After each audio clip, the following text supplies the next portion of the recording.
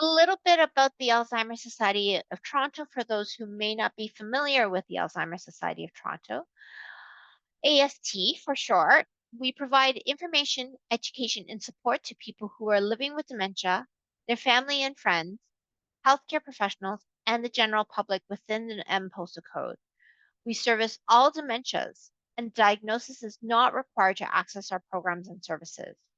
Our services are offered in person as well as virtually through Zoom and the ALS Educate e-learning platform. To learn more about our upcoming offerings, please visit our website at www.alz.to. I'd like to now introduce you to our partner, the TDRA. Established in 2012, the Toronto Dementia Research Alliance, or TDRA, is a collaboration among the University of Toronto, Baycrest, the Centre for Addiction and Mental Health, Ontario Shores for Mental Health Sciences, Sunnybrook, and the University Health Network. Together with its partners, TDRA aims to strengthen the link between basic science and clinical research to better understand, prevent, and treat dementia. So I'd like to now hand it over to my partner over at TDRA, Natalie Dren, to tell you a little bit more. Hi, everyone, and thank you so much for joining our webinar today. If we can move to the next slide, Julie. Great. Okay, so as part of our education and community outreach, AST and TDRA developed a plain language research studies portal. So until July of this year, it was hosted on a website called the Toronto Dementia Network. We have now actually relaunched this website on TDRA's main website under the heading Participate in Research. We worked with our lived experience panel and website developers to make sure that the accessibility was improved and the user friendliness. And the portal lists dementia-related research studies that are taking place all across Toronto at TDRA's partner sites. All the studies that are listed on this website are led by TDRA-affiliated scientists. They have all been reviewed and approved by what's called the Research Ethics Board, and they're described in simple, clear terms.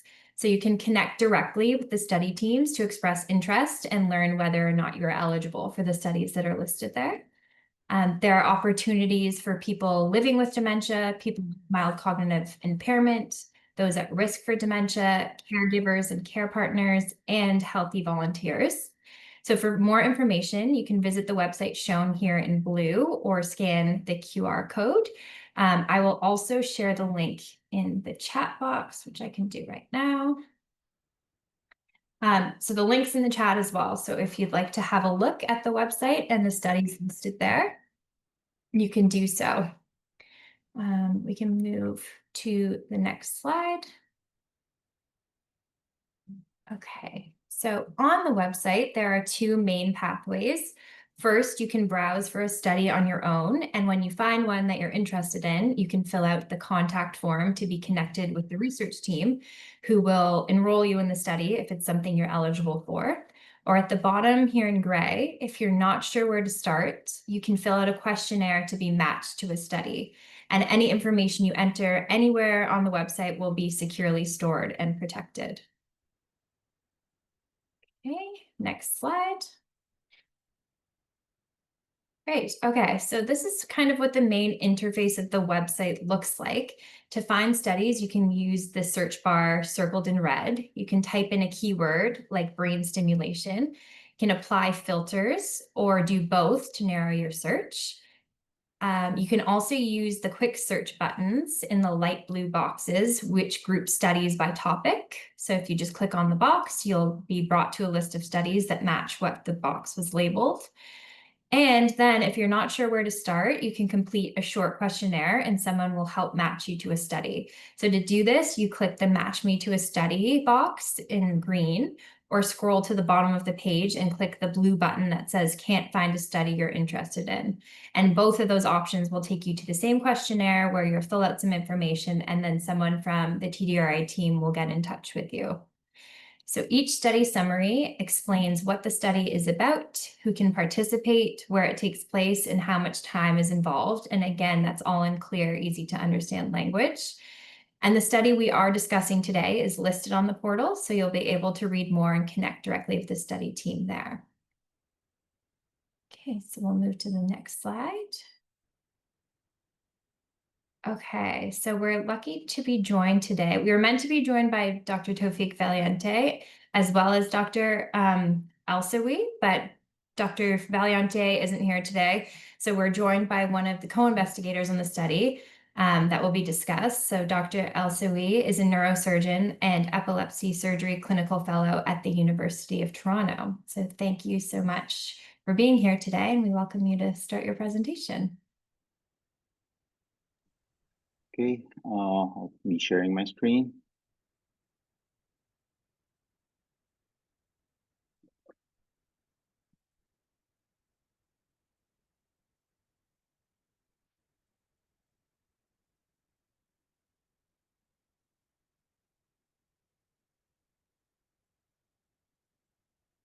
Okay, thanks Julie and thanks Natalie for the introduction, and thank you all for joining me today. My name is Dr. Ahmed Alsawi. I'm a neurosurgeon and one of the co-investigators on this study.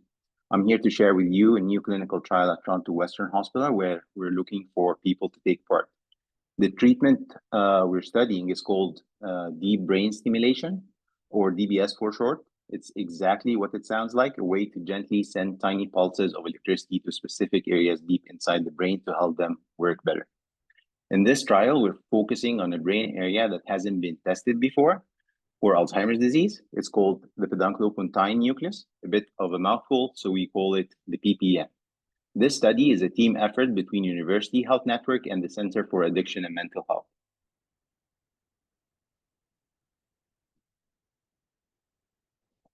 Before I go further, I'd like to thank the groups making this research possible.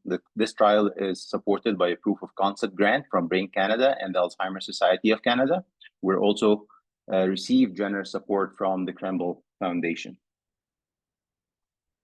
It really takes a village to run a study like this. Behind the scenes is an amazing team of doctors, researchers, and administrators, each contributing their own expertise. I want to thank every member of our team for their hard work and especially acknowledge Dr. Tawfiq Valiente, who is leading this study as the principal investigator. Okay, with that out of the way, here's what I'll be covering today. First, I'll give you a quick look at where things stand with Alzheimer treatments right now. Next, I'll explain what deep brain stimulation, or DBS, actually is. Then I'll talk about why we're targeting a brain area called the pedunculopontine nucleus, or PPN. Finally, I'll walk through how our study works so you'll know exactly what you and your loved one will be signing up for. And at the end, I'll be answering any questions you might have. So let's dive into the first part of my talk today. What's the landscape of Alzheimer's treatment look like right now? Alzheimer's is a progressive disease that impacts memory, thinking, and the ability to do everyday tasks. We believe this is caused by a buildup of two harmful proteins in the brain called amyloid and tau. Right now, available treatments manage symptoms, but they don't stop the disease itself. That's why this new research is so important. Alzheimer's isn't just a personal struggle, it's a growing challenge for all of us. In Canada, the number of people living with dementia is on track to almost triple by 2050. By 2030, just 5 years from now, close to 1 million Canadians will be living with dementia. The impact is immense and will be felt by everyone and in every community. After an Alzheimer's diagnosis, life expectancy is usually about 8 to 10 years, though it depends on the age and overall health. The disease puts an enormous emotional and financial strain on families and adds pressure to our healthcare system. Those statistics can sound discouraging, but there's one that offers real hope. 4 out of 5 believe new treatments will be discovered in the next decade, and that's exactly what trials like this one aim to achieve, turning hope into progress. In September 2022, after many years of effort, researchers finally found an anti-amyloid drug that seemed to help, at least a little. Scientists have tried targeting amyloid, the protein that builds up in Alzheimer's disease, for decades. But until then, the results had always been disappointing. This new drug called lecanemab showed some improvement in memory and thinking, which created a lot of excitement among doctors, researchers, patients, and families. However, soon after the initial excitement, experts in the field urged what they called tempering hype and hope. They pointed out several major challenges with the new drug lecanemab. First, regarding the efficacy. The drug improved cognitive scores by less than half a point on an 18-point scale. To produce a change that patients and families would truly notice, researchers generally say at least a full 1-point improvement is needed. Safety is another concern. About 1 in 5 patients develop brain swelling or small brain bleeds on scans. Most people, fortunately, had no symptoms, but the long-term impact of these findings remain unclear. There are also major questions about logistics and cost. Lecanemab must be given by an intravenous infusion every 2 weeks, requiring regular hospital visits and monitoring for infusion reactions, which happen in 1 in 4 patients. In addition, frequent brain scans are needed to check for swelling and bleeding. Together, these issues add significant cost, increase pressure on an already stretched healthcare system, and raise doubts about whether the drug will be widely available and affordable, even in wealthy countries. Currently, lecanemab is not available in Canada except through a few limited experimental studies that are closely overseen by Health Canada. I recommend visiting the Alzheimer Society of Canada website for more information about lecanemab and other drugs. It's an excellent and reliable resource. So to sum up the current Alzheimer's scene, there is still a dire and unmet need for disease-modifying therapy. That is a treatment that actually changes the course of the disease, not just manage the symptoms. So this brings us to the second part of my talk. What exactly is deep brain stimulation, or DBS for short? DBS is a surgical procedure where we implant a device that sends gentle electrical pulses to a very specific part of the brain. These target areas are only a few millimeters across, so we use precise high-tech tools to place the leads accurately. The system has 3 main parts. 1, a thin 1.27 millimeter wide lead placed in the target brain region. 2, wires which run under the skin to connect them. And 3, a small pacemaker-like device under the skin of the chest. The stimulation can quiet abnormal brain activity and engage healthy brain networks.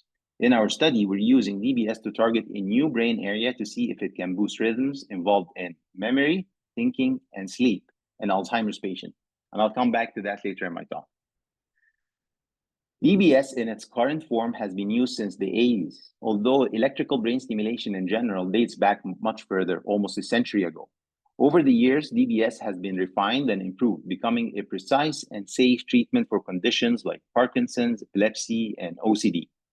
Worldwide, more than 200,000 people have received DBS, with around 12,000 new implants each year. And most side effects, if they occur, are temporary and manageable. This is just one example of the many DBS success stories for Parkinson's disease at Toronto Western Hospital, featured on CBC News. You'll first see the patient with disabling tremors, then watch as he reaches for the remote control on the coffee table to turn on his DBS device.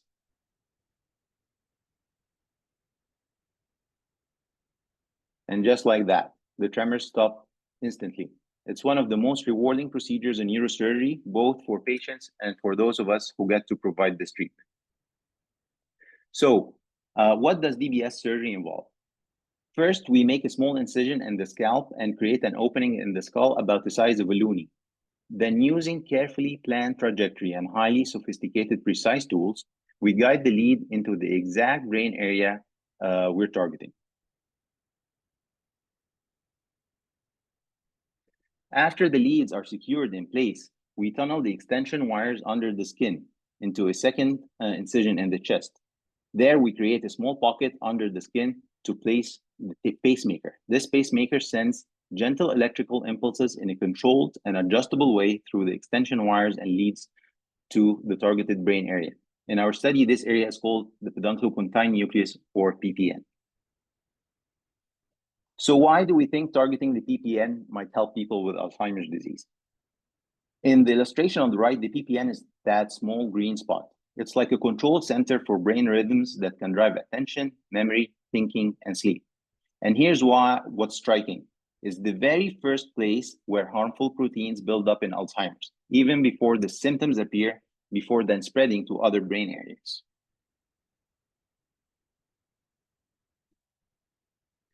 The image on the right here shows the brain electrical rhythms from the slowest at the top to the fastest at the bottom. The PPN is the main power source for the fast orange rhythms at the bottom, called gamma. Gamma rhythms are crucial for attention, memory, thinking, and in Alzheimer's, they become disrupted early, even before harmful proteins begin to build up. In a landmark 2015 study, researchers have found that restoring gamma rhythms help the brain clear harmful proteins, improve memory in animal models. Over the past decade, growing evidence suggests that boosting gamma rhythms could slow or even modify the course of Alzheimer's disease. This is exactly what we hope to achieve with PPN stimulation. Another important function that PPN regulates is sleep. Sleep is critical for your brain to organize memories acquired during the day and link them with older ones, a process called a sleep memory consolidation. Many of you might have noticed that a good night's sleep can help you improve at something you practice, like playing a song or learning a new dance, even without practicing more. Sleep also has a very important restorative function. It helps take the brain trash out. Researchers have found that during sleep, brain clears harmful proteins, including amyloid and tau, much faster when we are awake. Unsurprisingly, sleep is disrupted early in Alzheimer's, even before the symptoms appear, making it harder for the brain to store memories and clear harmful proteins. Poor sleep and Alzheimer feed off each other. Disrupted sleep raises harmful proteins, and the proteins further disrupt sleep, creating a vicious cycle that drives decline, a cycle we hope to break with PPN stimulation. Remarkably, researchers have found that even a single night of sleep loss in healthy young adults can raise harmful Alzheimer proteins, showing how critical good night's sleep is for memory and brain health. These findings highlight how central the PPN is to Alzheimer's and why stimulating it could hold real promise. This trial asks a key question: can PPN stimulation restore gamma rhythms and improve sleep in Alzheimer's, and in doing so, help rescue memory? Remarkably, deep brain stimulation of the PPN has already been shown to help patients with Parkinson's dementia, a finding largely overlooked in Alzheimer's research. DBS of the PPN was previously tested to treat walking problems that didn't respond to standard brain targets for Parkinson's. While it didn't improve walking, doctors unexpectedly noticed better attention, memory, and thinking, even though those trials weren't designed to measure such changes. Researchers also found improved sleep quality. In this trial, we hope to replicate these benefits in Alzheimer's dementia. Importantly, DBS of the PPN has been used in more than 100 published cases with an established safety profile. So, researchers have tried using light flickers or sound delivered through goggles or headphones, as you can see in this image, trying to mimic the brain's gamma rhythms, but the results have been modest. These methods don't fully engage the brain native gamma rhythms or effectively reach the hippocampus, a key memory hub affected in Alzheimer's. That's what we're aiming to address with deep brain stimulation of the PPN. As the brain's power source for gamma rhythms, the PPN can drive strong, natural activity, including in the hippocampus. And unlike the non-invasive methods, DBS is a one-time procedure that works around the clock, awake or asleep, potentially providing a more steady and powerful effect. This brings me to the final part of my talk today. I'll give you a brief overview of the clinical trial design so you and your loved ones know exactly what to expect if you choose to join the study. If you are 60 years or older, have a diagnosis of mild Alzheimer's disease, are fluent in English, and have a caregiver who is willing to participate, you may be eligible to join the study. In this trial, we're looking at deep brain stimulation of the PPN to see how well it can boost the brain's gamma rhythms, and explain more about that in a moment. We'll also check its effects on thinking and sleep. Both you and your caregiver will be involved in these assessments. Your safety is our top priority, and we'll watch closely for any side effects and act right away if needed. We'll also listen to your feedback along with your caregiver to help improve the study design for the next phase of the trial. Here, the bottom right image shows how we look at your brain's gamma rhythms after the DBS device is implanted. You'll wear sensors while doing a simple mental task, and we'll see how your brain rhythms change before and after DBS. We are focusing on something called theta gamma coupling, a brain signal that's important for memory and is often weaker in Alzheimer's. In the bottom left image, you can see an example. The left side of the cyan line shows a healthy signal, while the right side shows a weaker signal linked to poorer memory. Our team members have shown that this signal can track Alzheimer's progression. With DBS of the PPN, we hope to bring this signal back towards the normal, which could help support memory.